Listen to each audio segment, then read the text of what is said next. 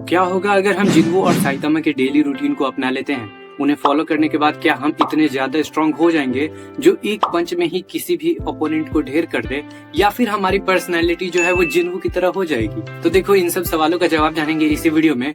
तो वीडियो को शुरू करते हैं और उससे पहले चैनल को सब्सक्राइब कर लीजिए। तो सबसे पहले हम जानते हैं साइतामा की एक्सरसाइज के बारे में। तो वन पंच मैन के सीजन 1 में साइतामा ने खुद ही इस बात का रिवील किया था कि आखिर उसके इस ताकत का क्या राज है, जिसे जिनो साइंटिस्ट और उसका ओपोनेंट भी जानना चाहते थे कि आखिर ऐसी क्या ही वजह है कि ये इतना ज्यादा ताकतवर है। तो देखो, यहाँ पर साइतामा ने बताया था कि 10 kilometre running, 100 pushup, 100 situp and 100 squat लगाना है, वो भी डेली, बिना एक दिन भी मिस किए। इसके अलावा वो गर्मियों में एसी और सर्दियों में हीटर का इस्तेमाल बिल्कुल भी नहीं करता है, क्योंकि इससे वो मानसिक रूप से स्ट्रांग बनता है। यहाँ साइतामा को ये लगता था कि अगर कोई भी इसकी एक्सरसाइजेस को कर लेता है तो वो उसके जैसा पावरफुल बन जाएगा। यही नहीं, अगर वो इसे और बेहतर से करेगा तो वो साइतामा को भी हरा सकता है। अब बात करते हैं जिन्हों की। तो देखो, जिन्हों जो है वो सोलो लेवलिंग का भी सबसे मेन कैरेक्टर है, लेकिन वो रैंक ई का भी सबसे वीकेस्ट हंटर है, जिसे डबल डंजन में एक अपॉर्चुनिटी मिलती है जिससे वो खुद को बेहतर और भी ज्यादा ताकतवर बना सकता है। रीअवेकिंग के बाद उसके सामने एक सिस्टम ओपन होता है जिसमें उसके डेली रूटीन के टास्क लिखे रहते हैं, जिसे उसे हर हाल में ही पूरा करना होगा,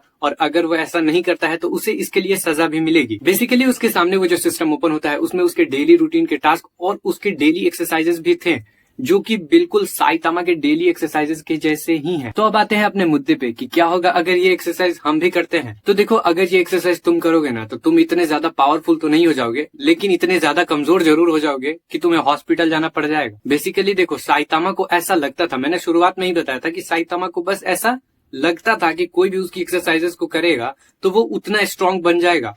बेसिकली ये पॉसिबल तो बिल्कुल भी नहीं है, क्योंकि वो जेनोस ने भी बोला था ये तो एक छोटी सी एक्सरसाइज है, लेकिन अगर आप ये एक्सरसाइज को करेंगे तो आपकी बॉडी जो है वो डेली उसे नहीं झेल पाएगी। 10 किलोमीटर रनिंग करना, 100 पुशअप, 100 सिटअप और 100 पुलअप लगाना, ये आम बात नहीं है। इसे डेली करना होगा। गर्मियों में एसी का इस्तेमाल नहीं करना है और ठंडियों में हीटर का।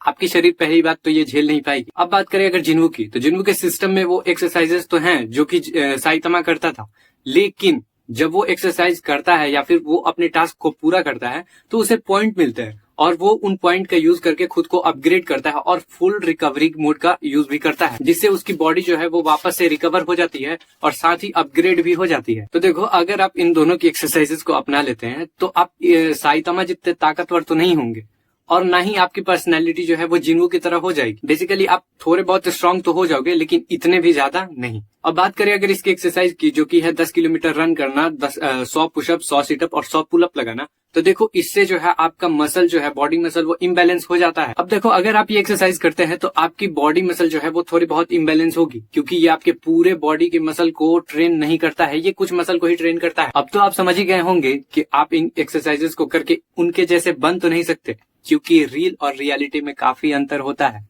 तो आज के लिए इतना ही, मिलते हैं अगले वीडियो में।